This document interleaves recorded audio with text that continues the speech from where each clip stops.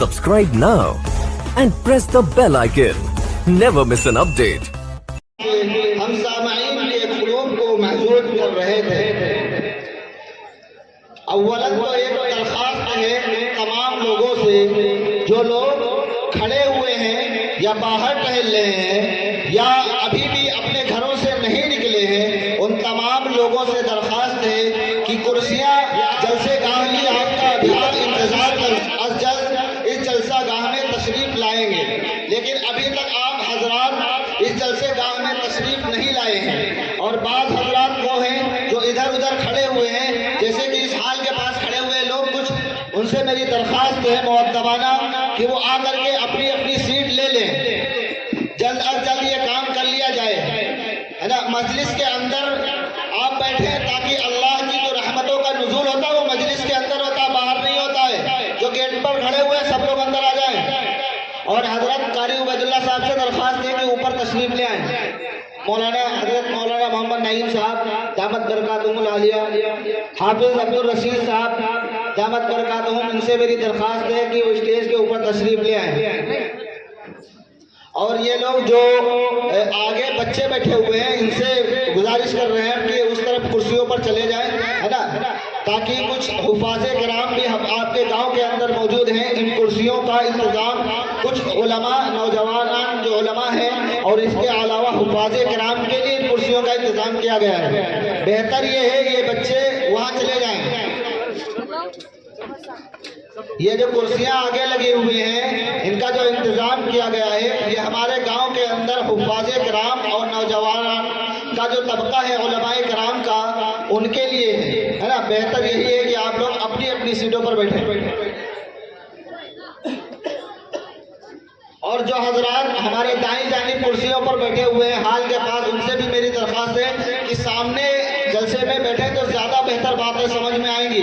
کنارے بیٹھنے سے زیادہ فائدہ حاصل نہیں ہوگا۔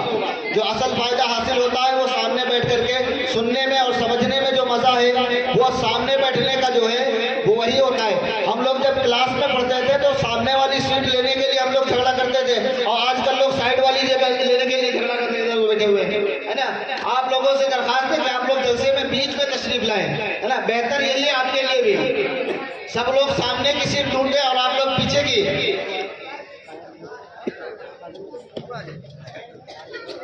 سبھی لوگ آ جائیں، سب لوگ، ہے نا۔ اور حفاظ اور علماء جو ہیں وہ بیٹھے رہے اپنی جگہ پر۔ آگے یہ سیٹیں لگی ہوئی ہیں، یہ علماء کرام جو نوجوانانہ طبقہ ہے یا ہمارے باہر سے آنے والے علماء کرام جو ہیں اور حفاظ جو ہیں، ان کے لیے کرسیاں لگائی گئی ہیں، وہ ان کرسیوں پر تشریف فرمائیں۔ حافظ عبد الرشید صاحب سے درخواست ہے کہ اوپر تشریف لے آئیں۔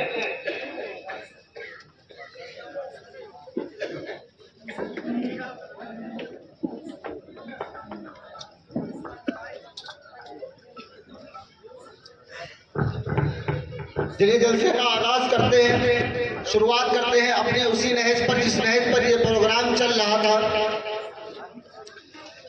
قرآن کریم کی تلاوت آپ کے سامنے پیش کی گئی، اس کے بعد ایک اور نعتیہ کلام آپ کے سامنے پیش کیا گیا۔ محترم سامعین، یاد رکھیے کہ قرآن کریم یعنی اللہ رب العزت کی جو ذات ہے، اللہ نے اپنا کلام نازل کیا، اس کی جو اس جلسے کا آغاز کرنے کا جو مقصد ہے وہ آپ کے سامنے پیش کیا گیا۔ لیکن اب نبی کریم صلی اللہ علیہ وسلم کی ذات اقدس پر نعتیہ کلام پیش کرنے کے لیے دعوت دیں گے ہم، لیکن اس سے چند قبل آپ کچھ باتیں سماعت فرمائیں کہ نبی کریم صلی اللہ علیہ وسلم کی جو ذات مبارکہ ہے وہ اللہ رب العزت کی ذات اقدس کے بعد آتی ہے۔ نبی کریم صلی اللہ رب العزت کا مقام اس دنیا میں سب سے اعلیٰ ہے، سب سے بالا و برتر ہے۔ اللہ رب العزت نے ہی اس دنیا کی تخلیق فرمائی ہے۔ اللہ ہی وہ ذات ہے جو ہم سب کو کھلاتا پلاتا بھی ہے، اور ہم کو چلنا پھرنا اور یہ تمام چیزیں جو ہم امور کرتے ہیں یا یہاں پر جو ہم بیٹھے ہوئے ان تمام چیزوں کی توفیق وہی دیتا ہے، اسی کی کرم فرمائی ہے جو ہم یہ تمام امور کا انجام دے رہے ہیں۔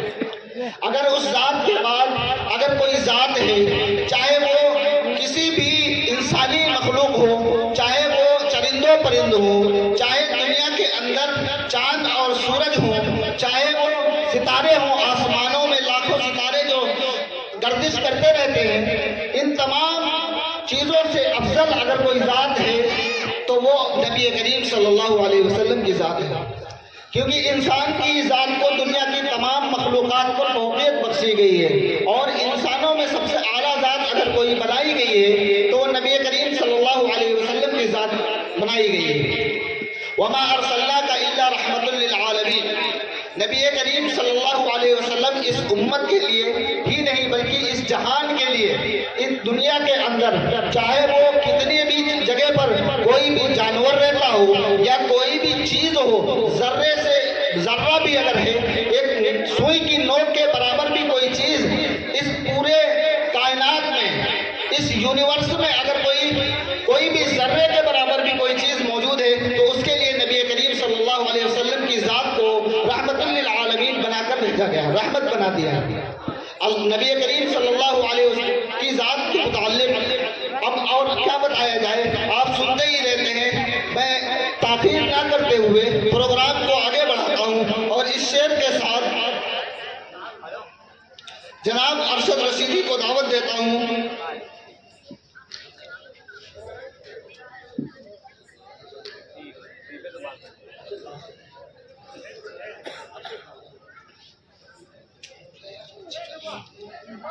جناب حافظ محمد مونس صاحب کو دعوت دیتا ہوں کہ وہ آئیں اور اپنی نعت پیش کریں۔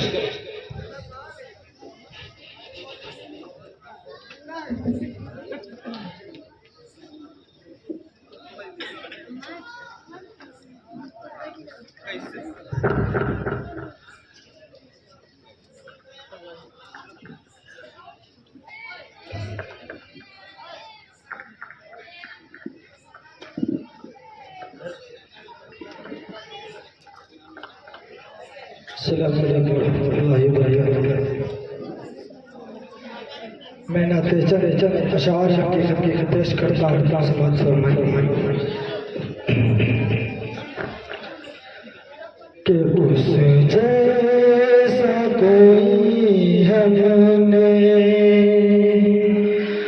اس جیسا کوئی ہم نے، اس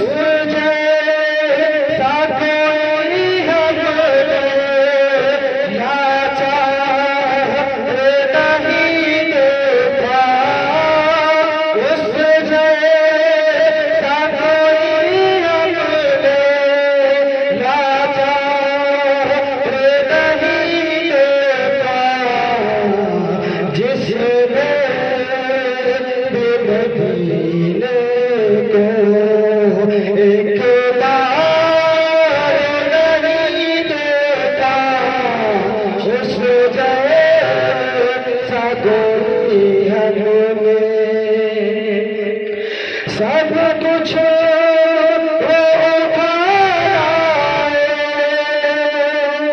سرکار کی خدمت میں، سب کچھ